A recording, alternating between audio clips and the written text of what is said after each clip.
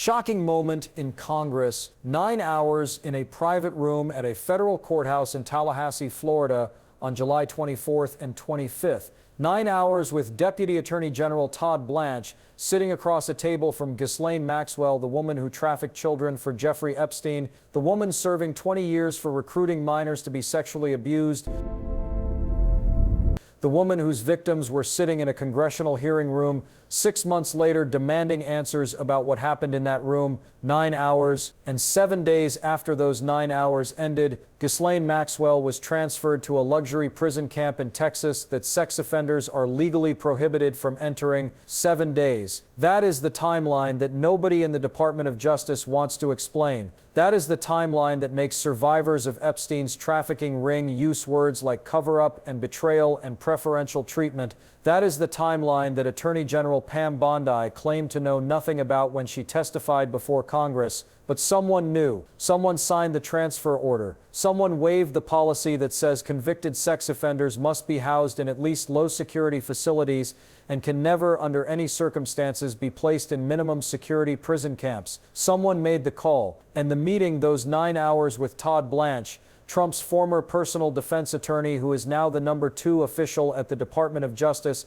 happened exactly 1 week before Maxwell was moved to what inmates call Club Fed. If you think that is a coincidence, you have not been paying attention. Watch this video to the end, because what members of Congress discovered about that prison transfer, about the special privileges Maxwell received, about the inmates who were threatened with punishment for even mentioning her name, exposes something that goes far beyond one convicted sex trafficker getting comfortable accommodations. It exposes a systematic effort to protect Maxwell, to keep her quiet, to make sure whatever she knows about Epstein's network stays buried. And the architect of that effort, the man who spent 9 hours with her right before she was rewarded with a transfer that violated every Bureau of Prisons policy, was Trump's guy, Todd Blanche. If you are following this story, if you want to understand what is really happening with the Epstein files and why the cover-up keeps getting worse, subscribe right now and turn on notifications, because the details that keep emerging about Maxwell's prison transfer are not just scandalous. They are evidence of obstruction, they are proof that the fix is in, and they explain why survivors of Epstein's abuse are saying that justice has been denied. July 24th, Tallahassee, Florida. The timing of the meeting itself was suspicious. Just weeks earlier, the Department of Justice had faced massive public criticism for refusing to release the full Epstein files as Congress had ordered.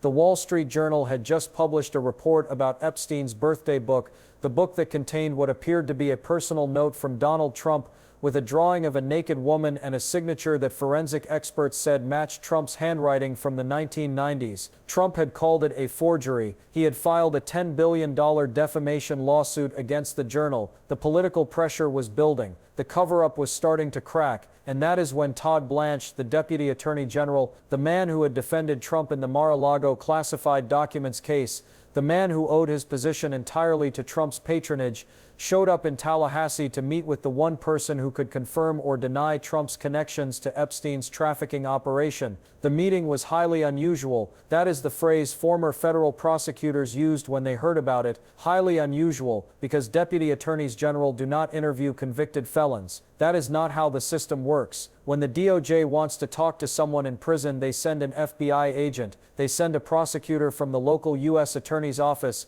They do not send the #2 official in the entire Department of Justice to spend 2 days in a private room with a high-profile inmate, unless there is something else going on, unless the meeting is not really about gathering information, unless it is about making a deal. Blanche met with Maxwell for 9 hours over those 2 days. Her lawyer, David Oscar Marcus, was present. No recording was made. No transcript was produced. The DOJ has refused to say what was discussed. Blanche has made no public statements about what Maxwell told him. Maxwell's lawyer confirmed the meeting happened but declined all further comment. And 1 week later, Maxwell was transferred from FCI Tallahassee, a low-security federal correctional institution with double-fenced perimeters and armed guards, to federal prison Camp Bryan in Texas, a minimum security facility with no perimeter fencing where inmates live in dormitory-style housing and have access to recreation programs, work assignments, and freedoms that simply do not exist in higher security prisons. The transfer violated Bureau of Prisons Policy, BOP Program Statement 5100.08 is clear. Inmates convicted of sex offenses must be assigned a sex offender public safety factor that automatically excludes them from minimum security placement.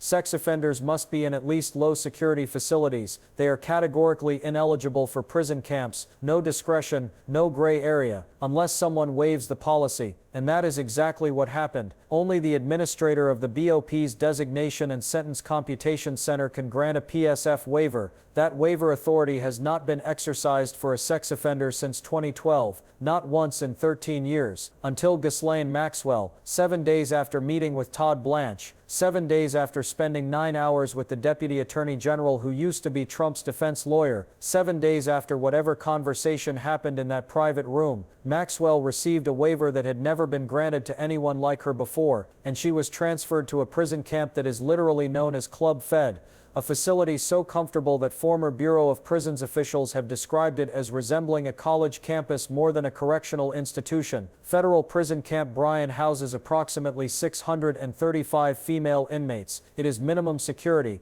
which means the women there are considered low-risk, non-violent offenders. Most are serving time for white-collar crimes, financial fraud, tax evasion, the kind of crimes that do not involve physical violence or threats to public safety. The facility operates on a campus model, dormitory housing instead of cells, open movement instead of controlled corridors, recreation programs, work assignments that allow inmates to move freely around the compound. It is the lowest security level in the federal prison system, and it is exactly where Maxwell should never have been placed. Elizabeth Holmes and Jen Shaw are housed there, non-violent offenders, white-collar criminals, people who fit the profile for minimum security. Maxwell does not, but there she is anyway. Reports began emerging within weeks of Maxwell's transfer about the special privileges she was receiving at FPC Bryan. Multiple sources, including inmates who spoke to media outlets under condition of anonymity, described a pattern of preferential treatment that went far beyond normal prison operations. Catered meals delivered to her dormitory, private workout time in the facility's gym when other inmates were not permitted access, extended phone privileges and secretarial services for managing her correspondence, and perhaps most remarkably, access to what has been described as therapy puppy time, sessions where Maxwell was allowed to spend time with therapy dogs as part of what prison officials allegedly characterized as mental health support. When these reports reached Congress, members demanded answers. Representative Pramila Jayapal asked Attorney General Pam Bondi about them directly during a House Judiciary Committee hearing in February 2026. The exchange was revealing not because of what Bondi said but because of what she tried to avoid saying. Jayapal laid out the timeline. Maxwell's interview with Blanche, the transfer days later, the special privileges, then the key question: does a convicted sex offender like Ghislaine Maxwell deserve special treatment in prison? Yes or no? Bondi's answer: let me be crystal clear, no. Then she tried to keep talking. Jayapal cut her off. Perfect. When we agree, we can move on. But Bondi had a bomb to drop. I did not know she was transferred. The Attorney General claimed she did not know one of the most high-profile inmates had been transferred in violation of BOP policy. Either Bondi was lying or admitting catastrophic negligence. Jayapal pressed. Who ordered the transfer? Who signed off on special privileges? Was it Todd Blanche? Bondi evaded. She claimed it was a same-level facility. False. Low security and minimum security are different classifications. The Attorney General claiming ignorance was either a lie or admission of negligence. Then Bondi pivoted, started talking about a murder on a New York subway, accused Jayapal of not caring about crime victims, deflected, attacked, everything except answer who moved Maxwell to Club Fed. But Congress was not letting this go. Senator Sheldon Whitehouse of Rhode Island, the ranking Democrat on the Senate Judiciary Committee, sent a formal document request to the Department of Justice on August 11, 2025, demanding all records related to Maxwell's transfer. The request was specific and comprehensive. All documents related to the redesignation and transfer of Ghislaine Maxwell from FCI Tallahassee to FPC Bryan. Any documents involving Todd Blanche or any other DOJ official not employed by the Bureau of Prisons. All requests for the transfer and who approved them. All requests for waiver of the sex offender public safety factor, any decision to waive standard procedures for inmate transfer requests, security point scores before and after the transfer, management variables applied to Maxwell's placement, everything. White House's letter was direct. Congress has a strong oversight interest in knowing whether these procedures were followed in transferring Maxwell,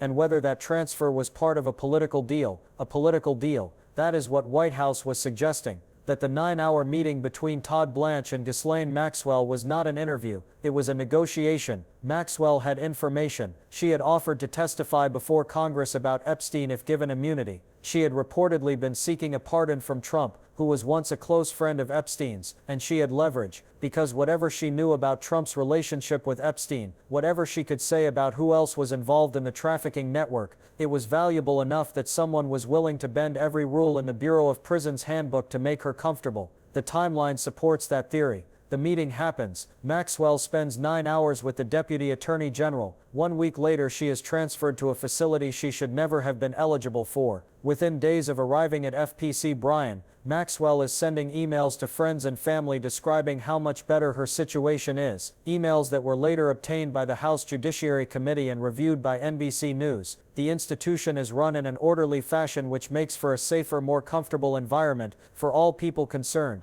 Inmates and guards alike, Maxwell wrote. My situation is improved by being at Bryan. But while Maxwell was settling into her comfortable new accommodations, something else was happening at FPC Bryan. Inmates were being silenced. Multiple women who were housed at the facility reported to congressional investigators that they had been warned not to discuss Ghislaine Maxwell, not in phone calls, not in emails, not in conversations with visitors. At least one inmate who spoke to the Wall Street Journal about Maxwell was transferred out of FPC Bryan immediately after the article was published, moved to a higher security facility as what appeared to be retaliation for talking to the press. Representative Jamie Raskin learned about the gag order and was appalled.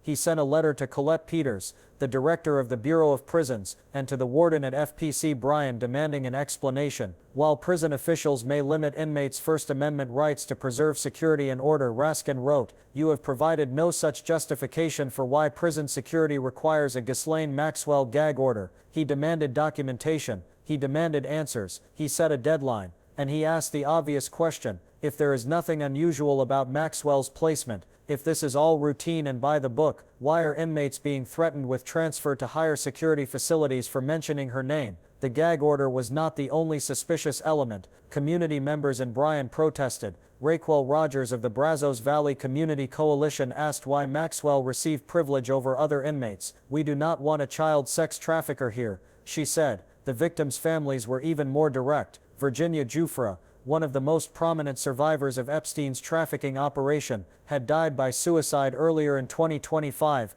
after years of fighting for justice and struggling with the trauma of her abuse. Her family issued a statement after Maxwell's transfer that captured the rage and betrayal survivors were feeling. It is with horror and outrage that we object to the preferential treatment convicted sex trafficker Ghislaine Maxwell has received. Ghislaine Maxwell is a sexual predator who physically assaulted minor children on multiple occasions, and she should never be shown any leniency. Yet, without any notification to the Maxwell victims, the government overnight has moved Maxwell to a minimum security luxury prison in Texas. The statement continued. The Trump administration should not credit a word Maxwell says, as the government itself sought charges against Maxwell for being a serial liar. This move smacks of a cover-up. The victims deserve better. Other survivors joined in. Annie and Maria Farmer, sisters who had both been abused by Epstein and recruited by Maxwell, added their voices. They accused Trump of sending a message that pedophiles deserve preferential treatment and their victims do not matter. They demanded answers. They demanded accountability, and they got neither. The Department of Justice stonewalled. Documents White House requested, never produced. Deadline, ignored. Questions about the PSF waiver, unanswered. BOP issued generic statements but refused to release actual transfer paperwork, security assessments, waiver authorization, nothing. The facts. Todd Blanche spent 9 hours with Maxwell in late July 2025. 7 days later she was transferred to a facility she was categorically ineligible for. The waiver had never been granted to a sex offender in 13 years. Maxwell received special privileges. Inmates were silenced. The Attorney General claimed ignorance. DOJ refused documents, and survivors watched the woman who recruited them for abuse get rewarded with luxury while they were denied justice. 9 hours with Todd Blanche, 7 days to a luxury prison camp. 13 years since any sex offender received a similar waiver. One question nobody in the Trump administration will answer: who ordered Ghislaine Maxwell moved to Club Fed, and what did she promise them in exchange? The cover-up is not a theory anymore. It is documented, it is systematic, and it is still happening.